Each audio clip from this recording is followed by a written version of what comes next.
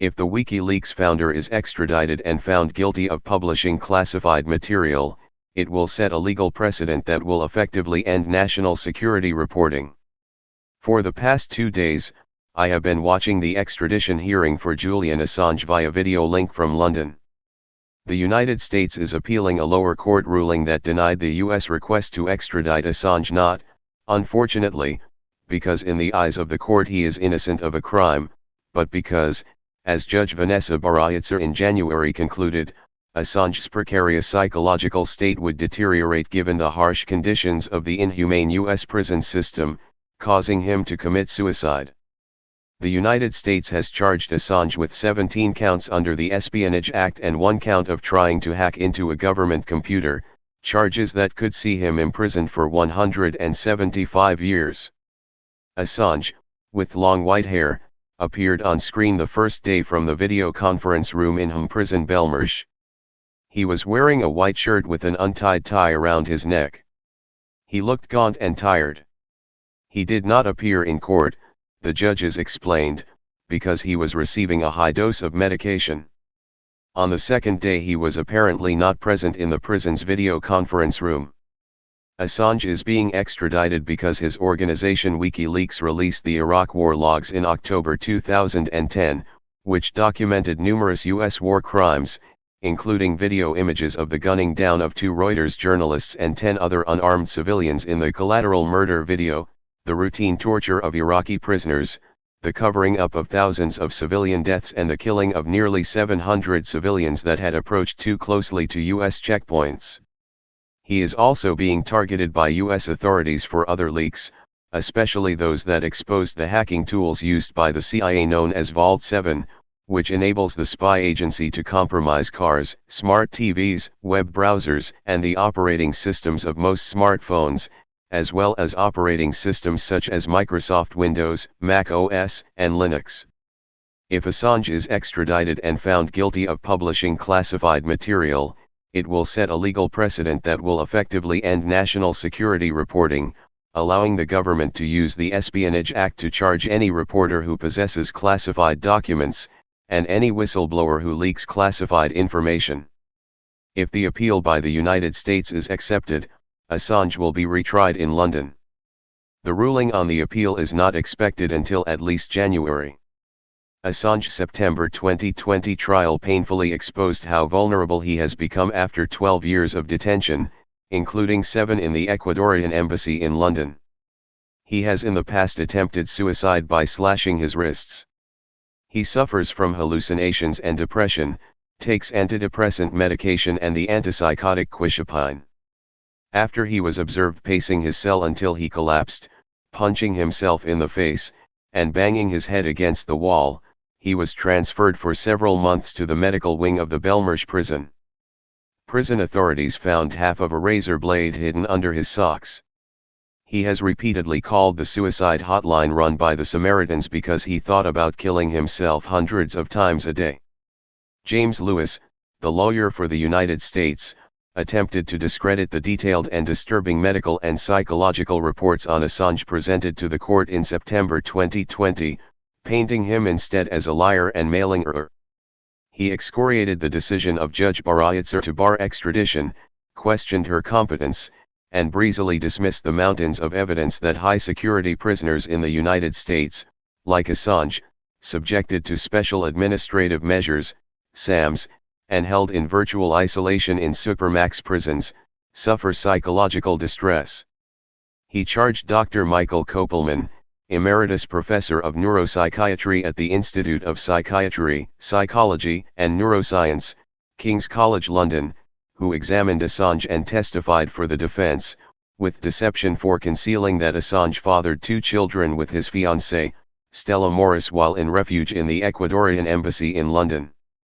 He said that, should the Australian government request Assange, he could serve his prison time in Australia, his home country, after his appeals had been exhausted, but stopped short of promising that Assange would not be held in isolation or subject to SAMs. The authority repeatedly cited by Lewis to describe the conditions under which Assange will be held and tried in the United States was Gordon Kromberg, the Assistant U.S. Attorney for the Eastern District of Virginia. Kromberg is the government's Grand Inquisitor in cases of terrorism and national security. He has expressed open contempt for Muslims and Islam and decried what he calls the Islamization of the American justice system. He oversaw the 9-year persecution of the Palestinian activist and academic Dr. Sami Al-Arian and at one point refused his request to postpone a court date during the religious holiday of Ramadan. They can kill each other during Ramadan, they can appear before the grand jury. All they can't do is eat before sunset, Kromberg said in a 2006 conversation, according to an affidavit filed by one of Arian's attorneys, Jack Fernandez. Kromberg criticized Daniel Hale, the former Air Force analyst who recently was sentenced to 45 months in a supermax prison for leaking information about the indiscriminate killings of civilians by drones, saying Hale had not contributed to public debate, but had endangered the people doing the fight. He ordered Chelsea Manning jailed after she refused to testify in front of a grand jury investigating WikiLeaks. Manning attempted to commit suicide in March 2020 while being held in the Virginia jail. Having covered the case of Syed Fahad Hashmi, who was arrested in London in 2006, I have a good idea of what awaits Assange if he is extradited. Hashmi also was held in Belmarsh and extradited in 2007 to the United States where he spent 3 years in solitary confinement under SAMS. His crime was that an acquaintance who stayed in his apartment with him while he was a graduate student in London had raincoats, ponchos, and waterproof socks in luggage at the apartment. The acquaintance planned to deliver the items to Al-Qaeda. But I doubt the government was concerned with waterproof socks being shipped to Pakistan. The reason, I suspect, Hashmi was targeted was because, like the Palestinian activist Dr. Sami Al-Arian, and like Assange, he was fearless and zealous in his defense of those being bombed, shot, terrorized, and killed throughout the Muslim world while he was a student at Brooklyn College. Hashmi was deeply religious, and some of his views, including his praise of the Afghan resistance, were controversial, but he had a right to express these sentiments. More importantly, he had a right to expect freedom from persecution and imprisonment because of his opinions, just as Assange should have the freedom, like any publisher, to inform the public about the inner workings of power. Facing the possibility of a 70-year sentence in prison and having already spent 4 years in jail, much of it in solitary confinement, Hashmi accepted a plea bargain on one count of conspiracy to provide material support to terrorism. Judge Loretta Preska, who sentenced the hacker Jeremy Hammond and human rights attorney Stephen Donziger, gave him the maximum 15-year sentence. Hashmi was held for 9 years in Guantanamo-like conditions in the Supermax ADX Administrative Maximum Facility in Florence, Colorado, where Assange, if found guilty in an American court, will almost certainly be imprisoned. Hashmi was released in 2019. The pre-trial detention conditions Hashmi endured were designed to break him. He was electronically monitored 24 hours a day. He could only receive or send mail with his immediate family. He was prohibited from speaking with other prisoners through the walls. He was forbidden from taking part in group prayer. He was permitted 1 hour of exercise a day, in a solitary cage without fresh air. He has been unable to see most of the evidence used to indict him, which was classified under the Classified Information Procedures Act, enacted to prevent U.S. intelligence officers under prosecution from threatening to reveal state secrets to manipulate the legal proceedings. The harsh conditions eroded his physical and psychological health. When he appeared in the final court proceeding to accept a guilty plea, he was in a near catatonic state, clearly unable to follow the proceedings around him. If the government will go to this length to persecute someone who was alleged to have been involved in sending waterproof socks to Al-Qaeda, what can we expect the government to do to Assange? A society that prohibits the capacity to speak in truth extinguishes the capacity to live in justice. The battle for Assange's liberty has always been much more than the persecution of a publisher. It is the most important battle for press freedom of our era. And if we lose this battle, it will be devastating, not only for Assange and his family, but for us. Tyrannies invert the rule of law. They turn the law into an instrument of injustice. They cloak their crimes in a faux legality. They use the decorum of the courts and trials to mask their criminality. Those, such as Assange, who expose that criminality to the public are dangerous, for without the pretext of legitimacy, the tyranny loses credibility and has nothing left in its arsenal but fear, coercion, and violence. The long campaign against Assange and WikiLeaks is a window into the collapse of the rule of law, the rise of what the political philosopher Sheldon Volin calls our system of inverted totalitarianism, a form of totalitarianism that maintains the fictions of the old capitalist democracy, including its institutions, iconography, patriotic symbols, and rhetoric, but internally has surrendered total control to the dictates of global corporations and the security and surveillance state. There is no legal basis to hold Assange in prison. There is no legal basis to try him, an Australian citizen, under the U.S. Espionage Act. The CIA spied on Assange in the Ecuadorian embassy through a Spanish company, UC Global, contracted to provide embassy security. This spying included recording the privileged conversations between Assange and his lawyers as they discussed his defense. This fact alone invalidated the trial.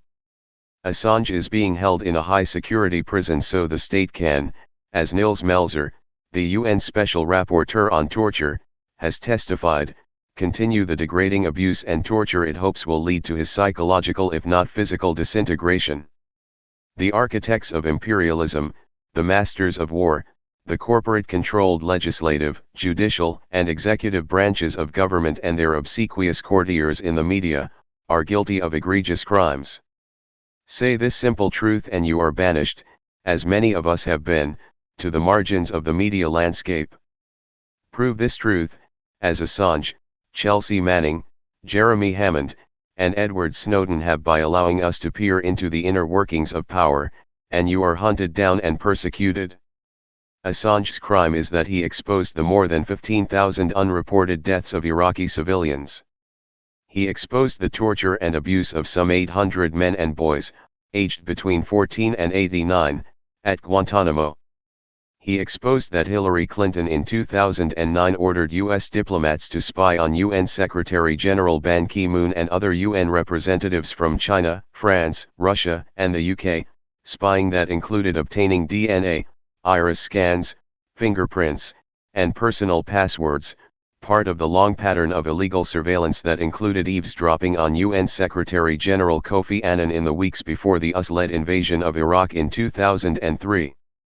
He exposed that Barack Obama, Hillary Clinton, and the CIA orchestrated the June 2009 military coup in Honduras that overthrew the democratically elected president, Manuel Zelaya, replacing him with a murderous and corrupt military regime.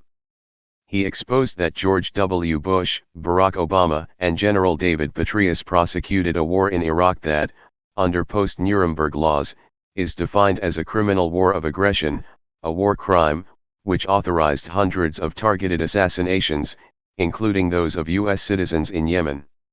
He exposed that the United States secretly launched missile, bomb, and drone attacks on Yemen, killing scores of civilians.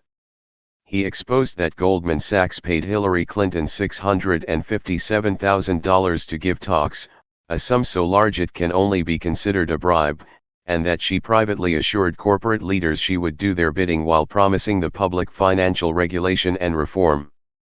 He exposed the internal campaign to discredit and destroy British Labour Party leader Jeremy Corbyn by members of his own party. He exposed how the hacking tools used by the CIA and the National Security Agency permit the wholesale government surveillance of our televisions, computers, smartphones, and antivirus software, allowing the government to record and store our conversations, images, and private text messages, even from encrypted apps. He exposed the truth. He exposed it over and over and over until there was no question of the endemic illegality, corruption, and mendacity that defines the global ruling elite. And for these truths alone he is guilty.